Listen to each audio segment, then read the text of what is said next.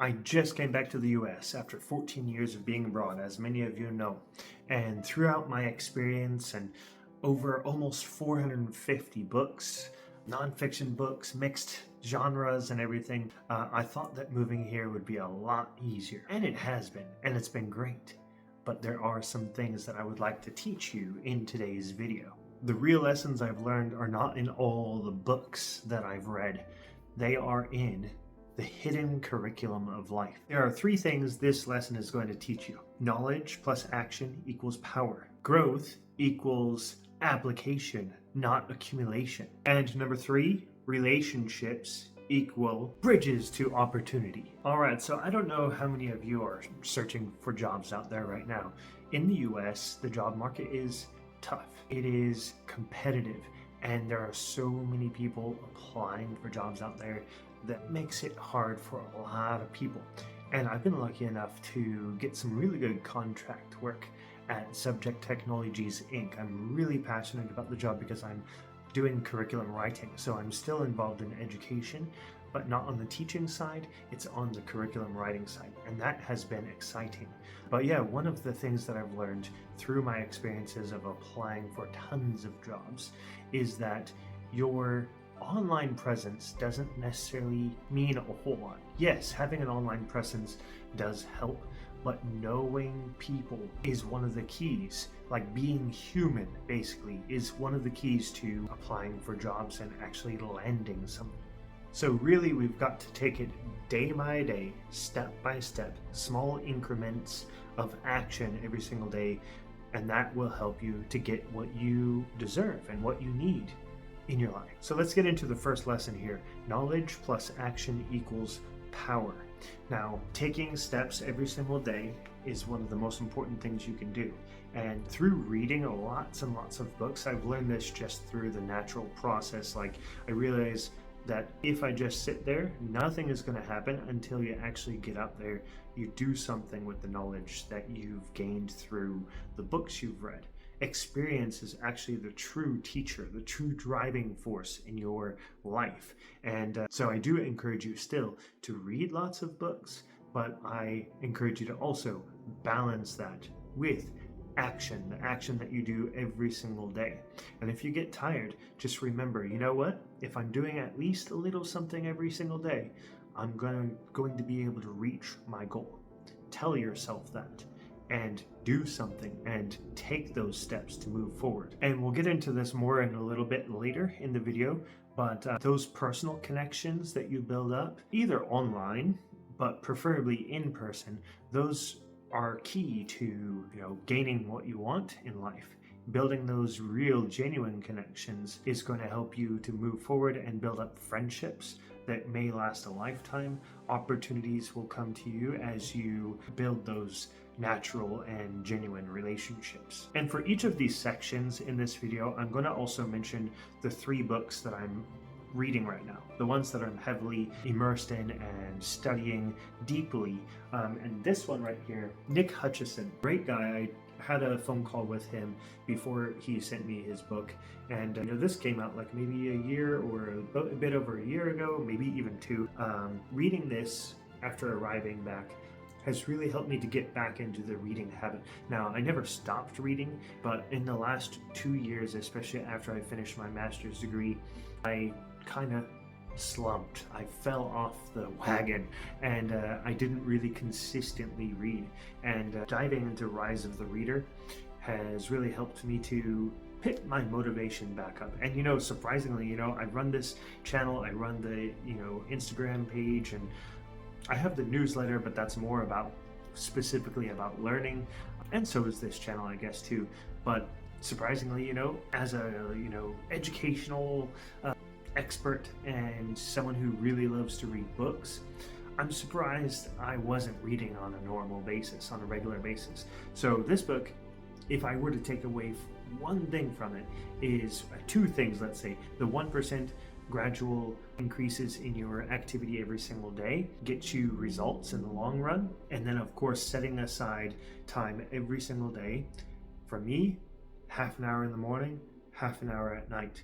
I'm reading an hour every single day. I've been doing that almost every day since I've been back. And this has shown great potential. Like, I've been improving a lot, and I think that you can read this one too, and you can also get kind of the same feelings from it and the same takeaways, and take action basically. Applied knowledge equals power. And years back, like 5 years ago, when I was making my online course, The 6 Principles of Lifelong Learning, I had this quote that I put in there from myself. It's knowledge is like the kindling that ignites your fire.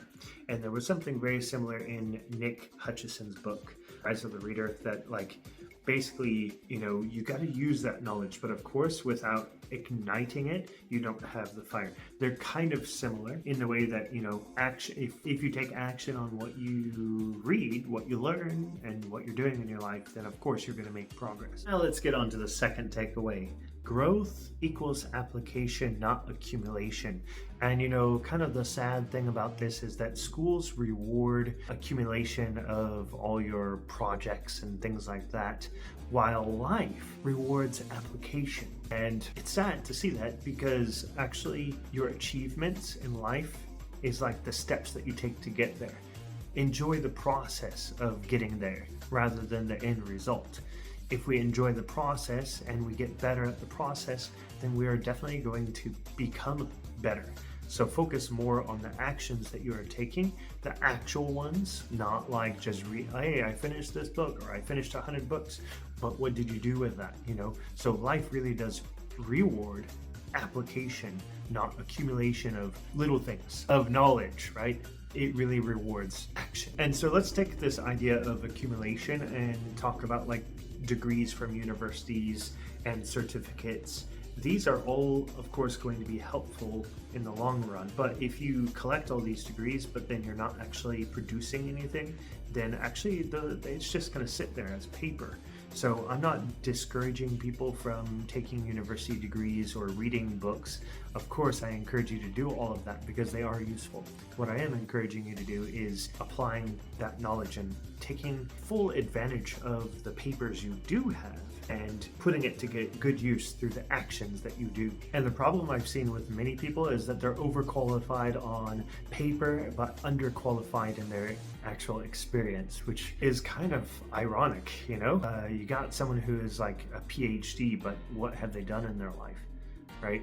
The whole part of getting the PhD takes a lot of work. I know my master's took a lot of work, which is a step under a PhD. And it was almost, it was draining for sure, is one word to say. But it was also very enlightening as well. But if you just let that paper sit there, then it's not going to do anything for you except for make you look good on paper. What employers are looking for is true experience. What have you actually done in your life? So let's talk about the second book recommendation here. It is Grit and Wit, and this is the book that I started reading kind of like soon after I arrived. It got sent to me by Heffron, which is the co-author. Empowering Lives and Leaders, a leadership memoir by Harvard's legendary retired coach, Kathy Delaney-Smith, the winningest coach ever in Ivy League history. And if I were to take one thing away from this book is act as if. It's different from fake it until you make it. Act as if is saying that you are going to put yourself in that role and you are going to learn everything that you need to learn to do that role. You're going to achieve through perseverance, not giving up, and actually becoming the role. Act as if. So a story from here, and she was like graduating, and this was back in the 1960s, 70s when she was first getting into her role. She first worked at a high school, I think it was, and she was like the PE coach, but she had to do like a bunch of sports that she had never done. She's a basketball player and turned into basketball coach, and so she was doing having to teach, for example, lacrosse or like volleyball or something like that, and she had no experience with it. And so she had to act as if she had to learn the role. She was also teaching like a health class or something like that, and like she didn't have any prior knowledge to that. So she had to really dig deep and learn how to do it and really become perseverant and become what she needed to become through her actions. And so this story is really inspiring. There's so many other takeaways and applicable aspects, but I just want to mention that one right now is act as if. And you can use that in your life in any situation where, hey, you get an opportunity, maybe you don't know much about it, but you got to put yourself forward, and you must do everything in your power. If you're going to commit to that role, do anything and everything in your power to achieve what you need to achieve. And one last thing in this section is mental obesity. So we do have to watch out for mental obesity. This is basically like I've got caught in this trap as well, especially when I first started reading a lot of nonfiction books, self-help books, is accumulating that knowledge. So like this section is all about applicability rather than accumulation, which is what school rewards. Life rewards application. So watch out for mental obesity when you're just like devouring knowledge but not doing anything with it. Do not get stuck in the trap of self-help destruction when you're just consuming and consuming but not doing anything with it. Just be careful of that. So now that I think about it, all of the positions that I've earned in the past have actually come from a personal connection, except for a few of them. Like my first job in Indonesia at EF English First, I applied online and got the job. Whereas my second job and third job there came through personal connections at Surabaya Grammar School and Sampurna Academy. And then this job at Subject Technologies Inc., actually that one also didn't come through a personal connection. So it's not always personal connections that help you out. But yeah, let's get into the third part, the third lesson. Relationships equal bridges to opportunity. So the thing that I noticed after coming back for so long is it's like reverse culture shock. Like seriously, I mean, I love it here. I grew up here, so I am very familiar with living here. But it has been 14 years. I was 26 when I first moved away from the US, and now I'm 40, 14 years later. So a lot of things have changed in certain ways, and not being a young adult anymore, that also has changed a lot. So I still know a lot of the people that I knew back then, but we all have aged a lot. So it's just interesting to observe my own personal interactions and feelings after being gone for so long, and then adapting to the culture here and just the way of life. I feel very comfortable. At the same time, it feels all so brand new. And I totally feel that connections that you have in your life are one of the most important things that are here for you, because connections can help you to move forward in your life, building up those natural connections, genuine connections. And so when I first got here, like I had to find my way. And I was also very grateful for my university friend who kind of accepted me temporarily into his home as I was like setting up, you know. Went to university with him and also his wife too. And it was such like an amazing experience to be there and just to, you know, catch up on old times. And of course, when I visited every single time, every single year almost during my absence from the US, we visited and hung out. And so, yeah, grateful to have that experience to stay there for just a few weeks and then, you know, get my own place and all that stuff. So I wanted to talk about the book recommendation here, the one that I'm reading that I picked up at the local library, but this is not a library book. They had donations and I was able to get it for just $1. And it's entitled, I'm a Stranger Here Myself, Notes on Returning to America After 20 Years Away by Bill Bryson. Now, Bill Bryson published this book in 1999, so it's a bit outdated in certain ways, but in other ways it was nice and enlightening.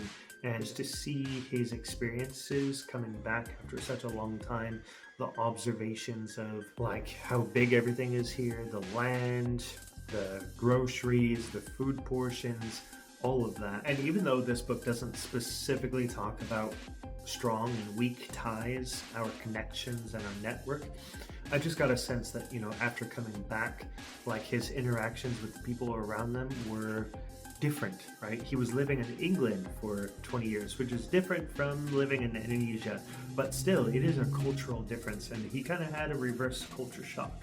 So this book is not quite done with it, is a very interesting read for me, and I would recommend for anyone who's lived abroad for a long period of time to check this one out. Otherwise, I know that if you're going through transition right now, you really need to lean into your connections. Make local connections if you can. Like, for example, at my daughter's school, I went to the PTA meeting and I met some of the people there. Although sometimes building up good connections does take time, but at least I know a few people there now, and then when I see them next time, I can talk with them again and say, hey, how's it going? Maybe sometime we can meet up, something like that. Build up those connections with the local people around you, because if you're just doing connections online with people that are living far away, there's only so much that those people can do for you and that you can do for them. So build up those local connections and you'll be able to really thrive through the connections that you make in your life. Everyone faces a hidden curriculum in their life. Whatever transition that you're going through right now, you can use the formula of action, application, and relationships. Those are 3 strong areas that can really help you to grow. It's definitely a positive if you're learning a lot through reading or watching videos, but it's even more important to take that knowledge and apply it in your life. So if you're going through a health or career or relationship transitions, you can use any of these skills to help yourself out. Sometimes it doesn't matter what you do, sometimes it matters who you do it with as well. So be aware of who's around you. The 5 people that you spend the most time with, famous quote, is like who you act like, kind of. Pay attention to the people that are around you, make sure that they're making positive impacts on your life and you're doing the same for them, and use these tools to your advantage. I hope that you've learned a lot from the lessons here, the 3 lessons: application, action, and relationships. So what's one thing that you've done in your life recently that relates to the takeaways in this video? Have you taken steps in your life to make progress? And what's a hidden curriculum in your life that no book has ever taught you, but your experience has? Let me know in the comments, and I'll see you all in the next video. Thank you.